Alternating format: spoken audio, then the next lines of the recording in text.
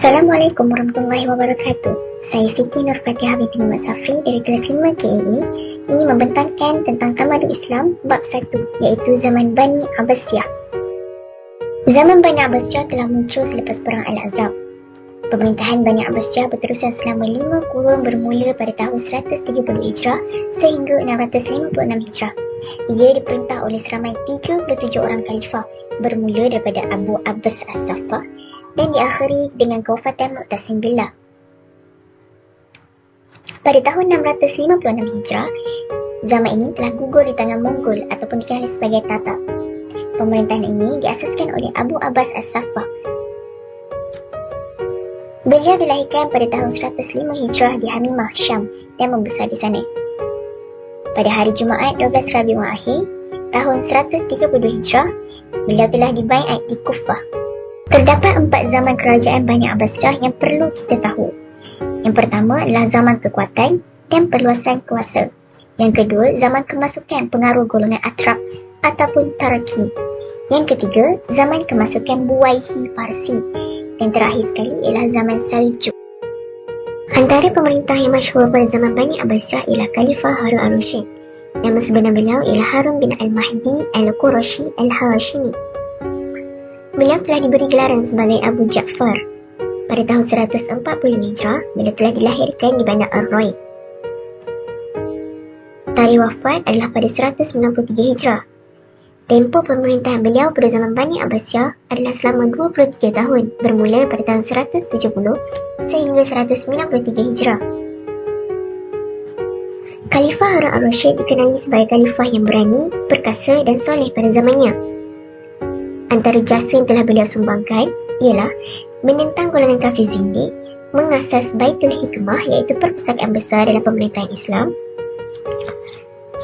berjaya membangunkan kegiatan ekonomi, berlaku perluasan kerajaan Bani Abbasiyah pada zamannya. Dan zamannya dikenali sebagai zaman keemasan ataupun Al-Asr Az-Zahabi.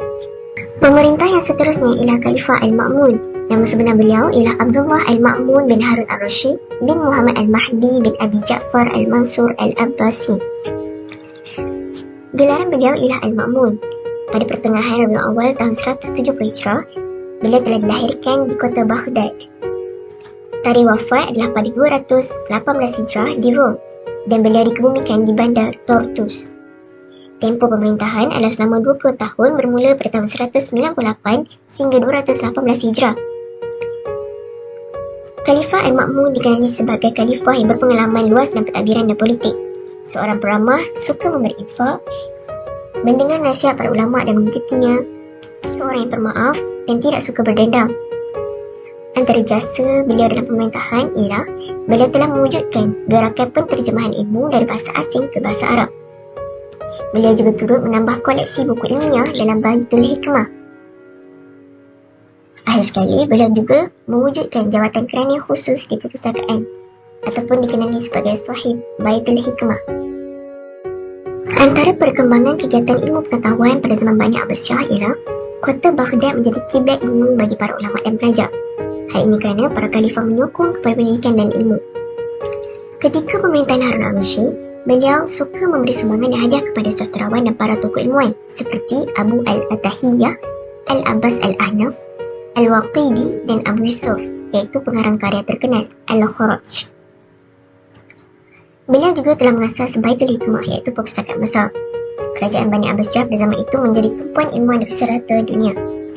Ketika pemerintahan Khalifah Al-Ma'mun pula, zaman itu dikenali sebagai zaman ilmu pengetahuan semakin berkembang pesat. Hal ini kerana kecenderungan beliau menyebarkan ilmu kepada rakyat dengan menambah koleksi buku ilmiah di Baitul Hikmah.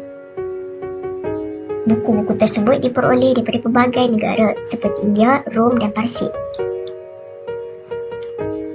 Baitul Hikmah menjadi tempat untuk melakukan penterjemahan, penulisan dan pengejaran. Ia juga mempunyai ruang khusus untuk para penulis dan penyalin. Khalifah Al-Ma'mun telah mewujudkan kerana khusus dengan nama Sahib Baitul Hikmah. Beliau juga mewujudkan majlis munazarah iaitu majlis debat dengan bertujuan untuk mengurangkan perbezaan pendapat dalam kalangan para ulama. Antara tokoh yang masyhur pada zaman Bani Abbasiyah ialah Abu Yusuf. Nama sebenar beliau ialah Ya'qub bin Ibrahim bin Al-Ansari. Gelaran beliau ialah Abu Yusuf. Pada tahun 113 Hijrah, beliau telah dilahirkan di Kufah. Tarikh wafat Abu Yusuf adalah pada 182 Hijrah.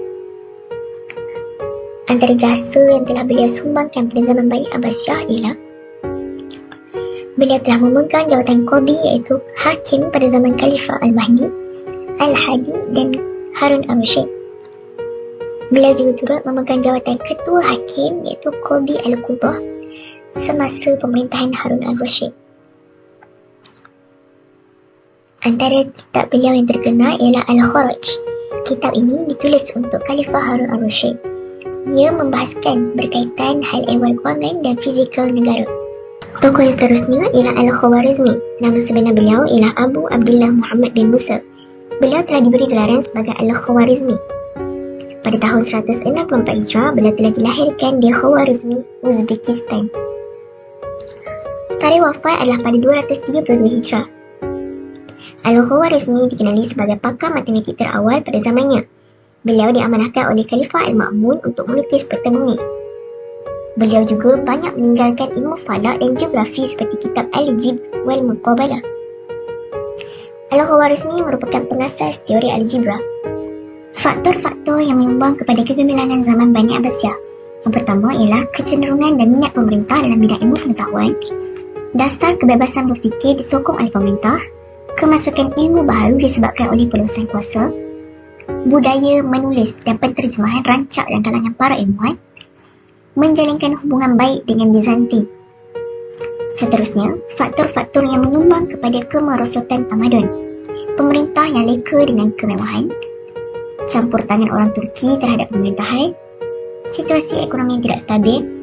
Masalah dalaman ketika zaman Buwaihi, iaitu berlaku perebutan kuasa. Dan terakhir sekali ialah serangan tentera Mongol pada tahun 656 Hijrah. Antara usaha yang boleh dilakukan ke arah memartabatkan ilmu pengetahuan ialah menguasai ilmu pengetahuan dan kemahiran, mengamalkan Islam yang tulen dengan bersungguh-sungguh mencontohi amalan para ulama Islam, menguasai sektor ekonomi negara, mendalami ilmu sains dan teknologi, menghormati pandangan yang berbeza supaya tiada pergaduhan dan perbalahan, dan terakhir sekali meyakini janji kemenangan Allah Subhanahu Wa Taala dengan sentiasa bersikap positif dan optimis. Sekian daripada saya.